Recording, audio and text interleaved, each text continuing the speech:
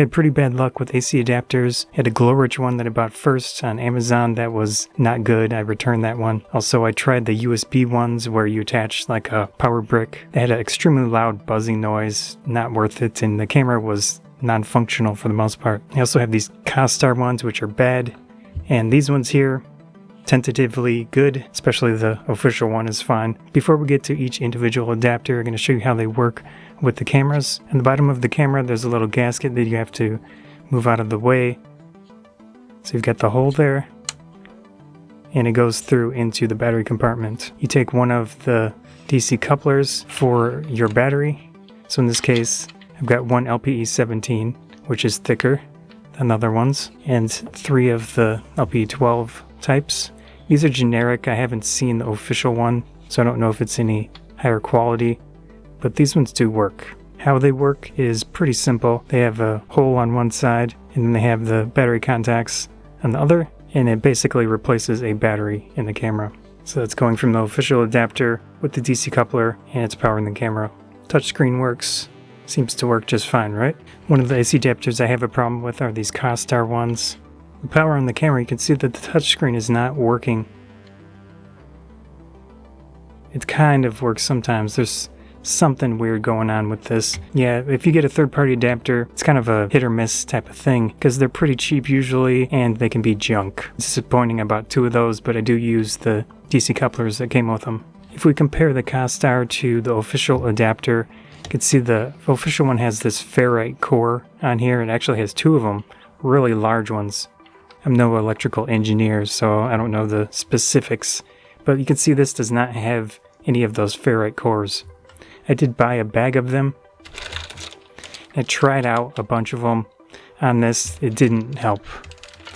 So I've got another adapter where I put 2 of them on here.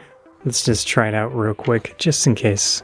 You can see it is actually working better than the other AC adapter, but I've had this one start acting weird as well. You can see it's struggling a little bit. It's being just not perfect. I do think it might have slightly improved this one.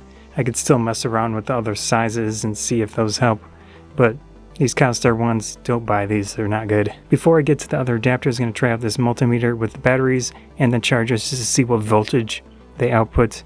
I'm no electrical engineer, I don't know the specifics, but it's interesting to see what the different voltages are.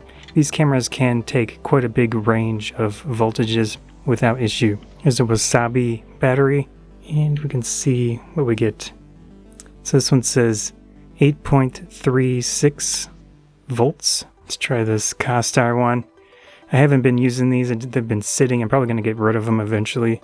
Some more issues with theirs, sadly. So generally a good battery, 8.3 volts or so, fully charged. As you use the battery, it will go down, of course. Let's start off with these Costar adapters. The first Costar adapter, 7.52. Here is the Costar one with the ferrite cores on it.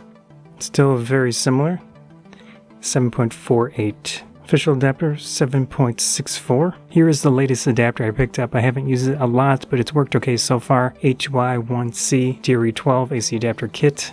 So this one actually says a lot more volts, 8.24. It's a lot higher than other ones. It's kind of pushing it, but it is lower than the fully charged batteries. Here's the HY1C adapter. I'm gonna attach this to the M50.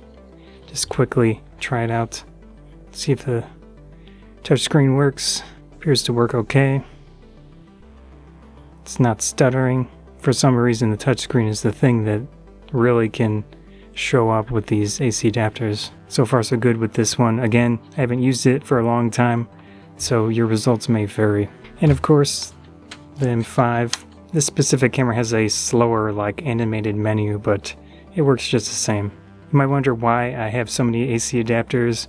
I'm trying to set up stations for things like live streaming or filming at the computer, filming at a certain area that I have a setup with the lights. So it's good to have an AC adapter there ready to go. Here are the better AC adapters close up. Get an idea of what they look like. The weird thing about the official adapter is how it connects here. It doesn't go all the way in, but it works. Your best bet is to get the official adapter, but you can find some relatively decent third-party ones if you really put forth the effort. But to make it easy and simple, I'd advise you to go with the official one if you can afford it. Anyways, hope you enjoyed this video and a large, big talk about AC adapters, DC couplers with the EFM cameras. I'm Scarf Bonsai. If you did enjoy the video, please consider subscribing, liking, sharing, and the applause feature. All that helps out a lot. Thanks.